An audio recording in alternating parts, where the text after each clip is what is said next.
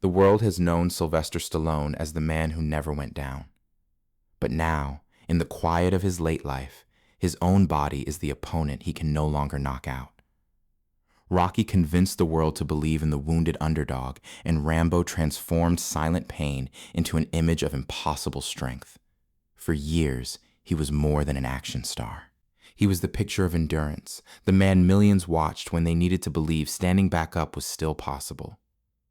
But rarely did the world ask what it cost him to be on his feet. That strength had been carved into wounds, a birth-damaged facial nerve, years of rejection, brutal physical sacrifice, repeated surgeries, and the private grief no role could ever prepare him for. And now, with the crowd hushed and the body recalling every toll, Stallone faces a very different fight. Not for reward, not for reputation, but for peace. Before we get into it, let's give Sylvester Stallone a small tribute to the man who taught the world that being wounded doesn't mean being defeated. The body that would become a symbol of human endurance didn't learn to take punishment in a Hollywood gym. It was launched into the battle at the precise instant of its first breath. Sylvester Stallone, born July 6, 1946 in Hell's Kitchen, New York, came into the world with a blow he never saw coming before he became a global icon. It was a difficult birth, and the doctors had to use a pair of cold metal forceps. The forceps damaged a facial nerve, leaving a scar that would follow him for the rest of his life. His face was permanently altered on the left side, pulling his lower lip down and giving him that heavy, thick voice that would become his signature worldwide. That was a heavy burden for a little boy to carry. Then, in the crowded streets of his earliest years and later, in the uneasy silence of school classrooms. Kids hear things before they know what they mean. Adults see things before they ask. He could feel the quick, suppressed laughter when his voice drew attention in a room. He saw the long, uncomfortable stares in the playground. No name for a child is needed for that sort of loneliness. It just trails him through rooms. It rides with him on the bus to school. It is at the dinner table waiting for him. His home life offered no sanctuary from the hardness of the outside world. Young Sylvester grew up in a fractured household, where tension often filled the air, and learned to read the emotional temperature of a room just to feel safe. He spent his first years in foster care and boarding care, and the terrible uncertainty of never knowing where he truly belonged. The sensation of being unwanted goes to the bones. It's a silent ache that no doctor can find. The boy went inside himself instead of breaking. He spent hours alone in cramped, small rooms, imagining heroes who could take endless punishment and still stand up. He watched movies in cheap, dark theaters, mesmerized by men who commanded respect without a perfect face or a pristine voice. His only real mentor was the flickering light of the projector. The scar from his birth injury and the constant moving made him feel like an eternal outsider. He was the last child selected for the team, the boy misread by some adults whose tongue could not shape words as sharply as his peers. Every impatient sigh of an adult, every cruel imitation of a classmate, each one added another small bruise to a spirit still learning how to survive. Somewhere in that lonely childhood, the discipline of the survivor started to form. A boy who grows up feeling 10 steps behind everyone else learns to hide his pain. He learns to swallow humiliation before he has the words to explain. He is building a private place on the inside, little by little.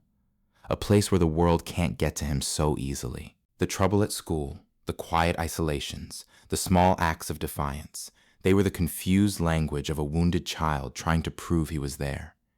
He started to lift what heavy things he could find, found solace in the raw, honest resistance of dead weight.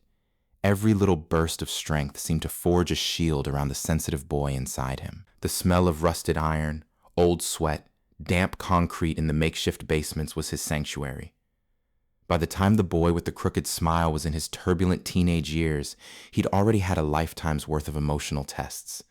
He bore the invisible weight of rejection quietly, allowing it to mold his determination without hardening his heart entirely. His destiny was not determined by the cold metal forceps of his birth. They just rang an opening bell before he was ready and sent him into a life where he would have to fight, not for applause, not for fame, but for the right to be seen, heard, respected. In the mean world of Hollywood, some men are never invited through the front door. They wait outside for years, carrying their hunger, their hope, and the painful belief that one day they must forge their own entrance. That closed world of the early 1970s had little room for a struggling nobody with a drooping lip, a heavy walk, and a voice that appeared to push through every word with visible effort. Stallone knew from the get-go he wasn't going to be hired as the conventional leading man. Instead, he took small parts, rough characters, forgettable appearances, doing what he could to make it through another week in a city that hardly seemed to notice him. But standing on the sidelines all the time for someone else's glory slowly kills a man, and he knew that if he kept waiting for the industry to pick him, he would spend his entire life quietly fading away. He sat in a cold, decrepit apartment, broke almost, listening to the heavy, mechanical clacking of a rusty typewriter. That sound became the pulse of a man who wouldn't accept the lot the world had given him. He poured his own desperation into those blank pages, his own deep need for respect, into the story of Rocky Balboa, a small-time club fighter, considered a joke by everyone around him, but who simply wanted to go the distance to prove he was not another forgotten man from the neighborhood. When the producers and studio people read the script, they loved it, but they looked at the man who wrote it and immediately shook their heads. They wanted a big star, a surefire box office attraction, not this man with the crooked smile who could barely pay his rent. They started offering him more money to buy the script and make him walk away. The offers are said to have escalated from small sums to amounts that would have transformed a life overnight, with some reports putting the figure as high as $360,000. To a man who has holes in his shoes and can scarcely afford to eat, that sum might have settled the most pressing fears of his life. But that was the last way in, the point where a fighter looks in the mirror and decides what his soul is really worth. Stallone looked at the money and said no. He knew that if he took the cash and saw another actor step in the ring to play Rocky, he might have regretted it for the rest of his life. He was very clear that the script was not for sale unless he was the one in front of the camera. He was willing to stay broke, to risk losing everything, to sell his own identity. When the studio finally relented, handing him a small budget and a tight schedule, Stallone didn't just walk on a movie set. He went to the only place that suddenly made sense of his whole life. The biting cold of the Philadelphia air, the bleak stillness of the meat locker, the sting in his hands. He forced himself through a scene that looked less like performance and more like confession. The cold Philadelphia streets, the lonely apartment, the battered gym, the tired breath between each movement, all of it pressed down the man who had been overlooked for too long. He was risking his future, his pride, and the last, fragile bit of his faith. Rocky was no longer a character on a page. He was the voice Stallone had been searching for since he was a child. Each tired step, each silent look, each refusal felt like a response to the years when casting rooms rejected him, when poverty trapped him, and when the world confused his difference with weakness. He was not fighting for glory. He was fighting for the right to be in his own story, and that is why the world believed in him. Everything changed for Sylvester Stallone when the championship belt was finally raised and the world began to pay attention. By the time the 1980s arrived, the name Sly was no longer a nickname. It had become a global brand, a symbol of ultimate toughness and resilience. With the tremendous success of the films Rocky III, Rocky IV, and the Rambo series, he was no longer just a struggling actor trying to find a place in Hollywood. He was a champion of global box office, a heavyweight. But to hold on to that title, he needed a physical discipline of self that rivaled the best athletes in the world. He wasn't just memorizing lines and hitting his marks on stage. He was demanding of his body a burden that no performance should ever have to bear. Stallone pushed himself to the limit in his preparation for Rocky III, later claiming he stripped his body fat down to an incredible 2.8%. This wasn't a typical preparation for a movie part. It was a scary level of discipline, one that left very little room for comfort, softness, or rest. In comfortable, air-conditioned theaters, audiences saw an invincible action god on the screen, a man whose muscles looked like they were carved right out of heavy stone. But under the camera was a very tired human being, living on tiny scraps of protein and black coffee, pushing himself through grueling training sessions when his body was quietly asking for a break. He approached every movie set as a true, merciless arena, and there is always a high cost to pay when a man won't fake the impact. Behind the flashing lights of red carpets and roaring crowds, there were quiet, intensely frightening moments in sterile medical rooms. One of the most terrifying moments came during the filming of Rocky IV. Stallone wanted the fight with Dolph Lundgren to look as authentic as possible, so he told his huge co-star to really go for it. He took a heavy blow right to the chest. In film, it was the illusion of the real. The off-camera consequence was far more serious. Stallone says his heart started to swell. His blood pressure reportedly shot up to 260, and he was flown from the set in Canada to intensive care in California, where he spent 4 days surrounded by doctors. He was a man who pushed his body to endure a level of pain that no audience could ever fully grasp, all just to provide them with a few seconds of raw truth. This is the deep, silent loneliness of being a legendary action star at the top of the world. The public cheers madly for the man who never stays down, but they don't see what happens when the premiere is over and the noise finally stops. They don't see the aging performer alone late at night trying to quiet old injuries, aching joints, and the private exhaustion applause could never reach. In that frozen apartment, he had done everything he'd ever dreamed of. The world was giving him standing ovations, million-dollar paychecks, and the kind of admiration that very few actors ever touch. But in the quiet hours after the cameras stopped, fame could not reach the most private parts of him. It could not erase the insecurity of a boy who had once simply wanted to be seen, heard, and respected. Stallone had won in public, but privately he was learning that victory can leave scars of its own. The body remembers what the crowd forgets, and behind the image of the man who never stayed down was a human being paying the price quietly of looking invincible. As the 1990s gave way to the 2000s, the Hollywood scene around him started to shift. The industry was moving away from the pure, muscle-bound action heroes, looking for younger faces and different kinds of stories. Stallone was left standing in an industry that suddenly didn't know him, looking at the quiet, painful reality of a performer getting older and the crowd looking somewhere else. Some of his films had stopped connecting with audiences as they used to. This slow, quiet fade was a heavy psychological burden for a man whose whole being had been built on fighting his way from the bottom all the way to the top of the mountain. He also had to live with the agonizing knowledge that even though he created Rocky, he didn't have control of the character and franchise like many fans thought he did. It was a hard time professionally, a time of bruised pride and quiet doubt. Career slumps may bruise pride, but they still allow for another script, another training session, another comeback. That summer of 2012 real life brought some new sorrow that no role could prepare you for. His eldest son, Sage Stallone, died at the age of 36. Later, the coroner said the death was due to coronary artery disease caused by atherosclerosis, a natural cause that did nothing to ease the sorrow for the family who loved him. It was not a film set. No stand-in, no retake. No director to call cut and put the world back the way it had been. Stallone had been playing men who could protect the people they loved for decades. That private moment, all the strength the public had celebrated, could not change the one truth no parent should ever have to face. You can't fight your way out of grief. There are no bargains with loss. You can only stand inside it, breathe through it, and go on living while a part of your heart is in a room that time will never fully reopen. In that agonizing span, the public saw bits and pieces, a short statement, a handful of guarded appearances, and the silence of a father who had no reason to perform his grief. He said goodbye to his son, out of the machinery of headlines. There was in him a kind of shock which no public plaudits could assuage. The loss of Sage wasn't an obstacle to be overcome, or a plot point to be worked out by the end of the movie. It was a silence that was permanent in the rhythm of his life. Maybe the truest measure of his strength is that we saw Stallone step back into the world, still working, still carrying himself with restraint. Behind the indestructible character was a vulnerable mortal father who had learned the hardest lesson of life. Sometimes resilience isn't about winning, or roaring, or looking unbreakable.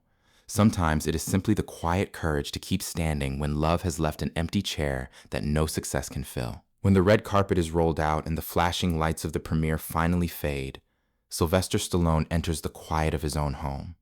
To most of the world, he's still Rocky, still Rambo, still the guy who can take anything life throws at him without blinking. But for Jennifer Flavin, he is just a man with a tired body, aching joints in the humidity, and a silence that is often more profound than any dialogue he has ever delivered on screen. There's a kind of lonely that comes with being a global icon, the feeling that no matter how many millions of people scream your name, you're only ever truly seen by the one person sitting across from you at the dinner table.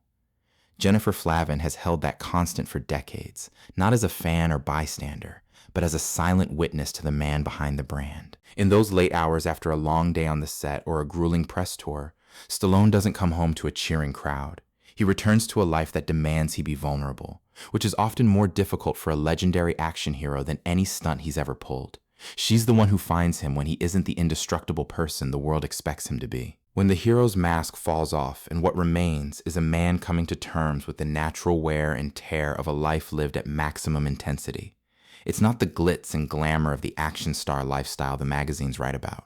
It's the slow, unglamorous work of being a partner to someone who's spent his whole life pushing past his own limits. Jennifer has had to accept the fact that her husband often brings the physical stresses of his work home through the front door. Someone who has had to learn, often painfully, that his family needs him to be present in a way that his characters never did. She has been there for surgical recoveries, for public highs and deeply private lows, including the devastating silence after the loss of his son, Sage. The grief from which no family can emerge unscathed. There is a deep, unspoken language that develops between two people who have weathered decades of life together. A language that doesn't require the bravado of the characters he plays on screen. The world needs a hero. He gives them one. But in the quietness of his own home, Jennifer has made room for him to be a human being with all his old habits, his guarded silences, his aging vulnerabilities. Like any life lived under immense public pressure, their marriage was not untouched by strain. Jennifer filed for divorce in 2022 after 25 years of marriage, and for a moment it looked as if even this long relationship might not survive the weight it had carried, but they found their way back to each other, not with the tidy romance of a movie ending, but with the quieter, harder choice to keep trying.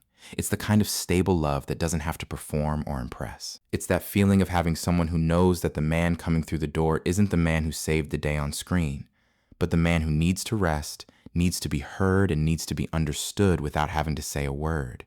Their life together hasn't been a constant high drama, a long, slow accretion of moments in which they had to learn how to live alongside the shadow of his fame, and ultimately how to grow old together while the world outside continued to chase the younger, louder, more invincible versions of him that he left behind years ago. She was his anchor, the one who told him his worth was not finished when the crowd stopped clapping, or when his knees could no longer bear the weight of a fight scene. Being the wife of a legend that is growing older is to watch the world slowly forget who you married while you continue to love the man they never really knew. There is a profound, often unspoken sacrifice in having someone who stays when the roar of the arena finally dies down. A grounding, a reality, an infinitely greater value than the applause of a million strangers who never had to hold his hand in the dark. After months of controlled chaos, explosions, and the intense rush of adrenaline on a movie set, Sylvester Stallone was often in a strange, quiet place no training can prepare you for. He'd spent most of his adult life in a state of high alert, his body and mind conditioned to react, to fight, to stand as an immovable force against any obstacle that presented itself. But when the cameras stopped rolling, he had to figure out how to go from being the man who saves the world to being a man who just belongs to a family. For most people, it is not a transition they ever have to make, and it is far more complicated than the public understands. To shed a hero's armor is not just a matter of changing clothes or stepping out of the spotlight. It's about knocking down the defensive walls he built to survive in an industry that constantly challenged his worth. At home, there is no script, no director to guide the emotion, no fight scene to release the tension. There is only the ordinary fact of being a husband, a father, a man wrestling with his own changing moods, and the silent, creeping sense of time passing. There might have been long stretches of time when the boundary between the persona and the person blurred. He had been the leader for so long, the stoic force, the man who could not afford to show weakness. Silence sometimes followed him home like another costume he forgot to take off. But a family doesn't require a movie hero at the dinner table. It requires warmth. It has to be there. It requires a man who will be imperfect, available, and real. It was a realization that did not come easily, and it did not come without consequence, that's for sure. There were times when the weight of being Sylvester Stallone, the icon, seemed to be opening a chasm that was difficult to bridge. The 2022 split was a public reminder that even the most legendary life can feel fragile when the foundation of home is strained. To come back, to try again, was not the heroic act of a Rocky ending. It was quieter than that. It was the harder, more human choice to listen and repair and remember that legacy means little if those nearest to you no longer feel your presence. It suggested a painful truth most men learn too late. Applause can fill a room, but it cannot fill the needs of home. Today, his life has a different pace. To come home now is not to take a victory lap or celebrate past glories. It's about finding another kind of endurance, not of heavy lifting and physical combat, but of the slow, patient work of repair and connection. He's learning to accept that he doesn't have to be the hero to be loved, that being known, truly and deeply, is far more rewarding than being admired by strangers who only see the image he spent 40 years crafting. There is a profound, contemplative peace to this stage of his life. Silent understanding that the toughest battle he had wasn't against a fighter in a ring or enemy on screen. It was the long, winding battle to get back to himself, back to his family, and back to the life that had been waiting for him all along, tucked away beneath the fame, the fighting, and the long roar of a career finally settling into a well-earned, gentle silence. For many of us, aging is a quiet, predictable process, but for someone like Sylvester Stallone, it has been a very particular kind of reckoning.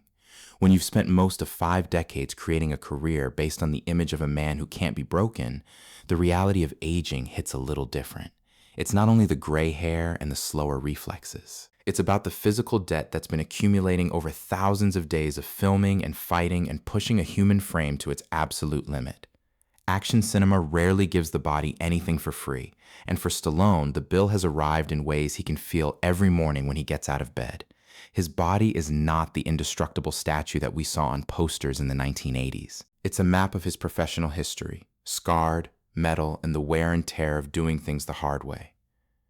Throughout his career, he was famous for doing his own stunts, getting right in the middle of the fight scenes and never backing off when the physical danger was greatest.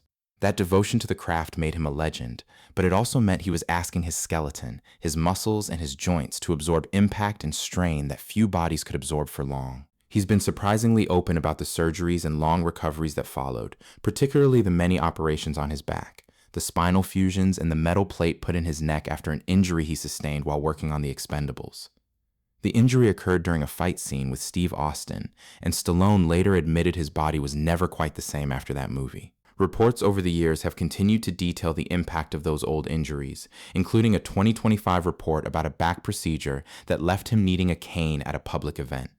For a man who was once considered a symbol of complete physical invincibility, learning to negotiate the world with stiffness, caution, and limitation is a different kind of test. There's no stunt double now that can take these hits for him, and no editing room where the pain can be cut out of the final film.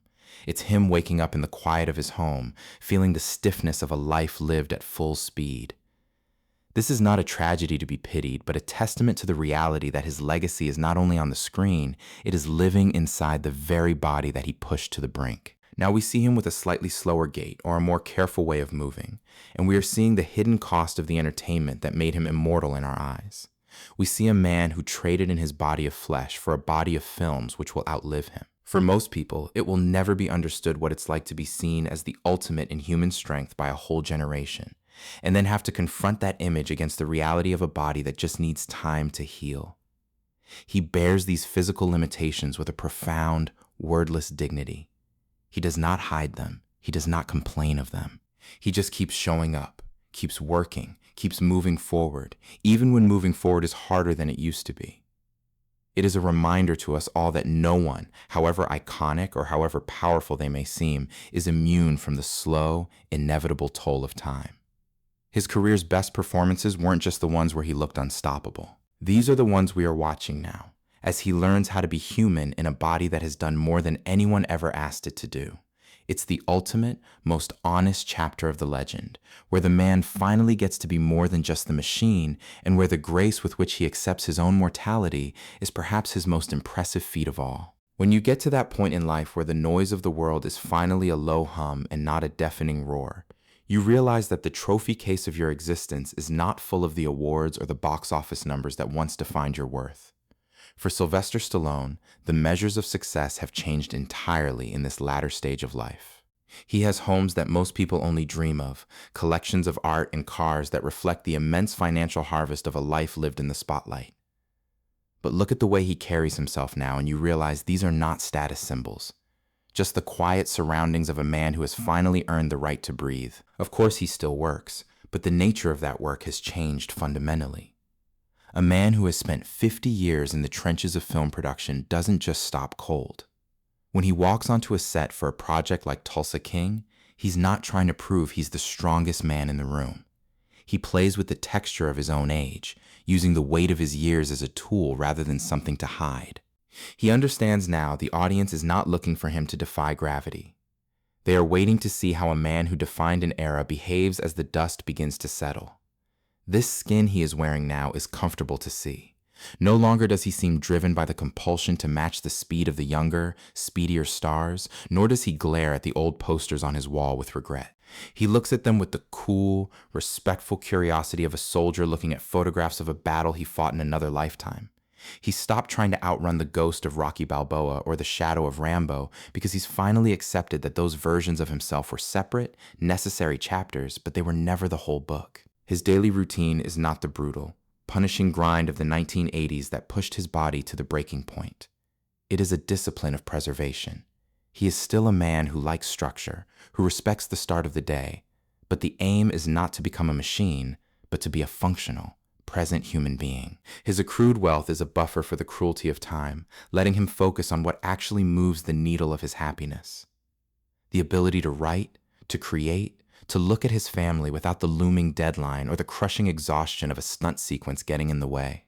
He's discovered a rhythm that permits him to inhabit the world without needing to entertain it every minute of his waking life. There is a certain freedom in realizing you don't have to be the hero to be important. He's been through the mill. He has taken the hits and come through on the other end with his pride intact, even if his knees don't agree with the road he took. He sits in the quiet of his study or stands in the gardens of his home, and he knows that the applause he chased for decades was never really about the cheers of the crowd. It was about hearing his name and knowing for sure that he'd built something that would last. The fighting has quieted down. The championship belt was on the table. And for the first time in his life, he doesn't have to lace up the gloves just to prove he fits in. He has realized that the biggest victory was not the box office records or the worldwide fame.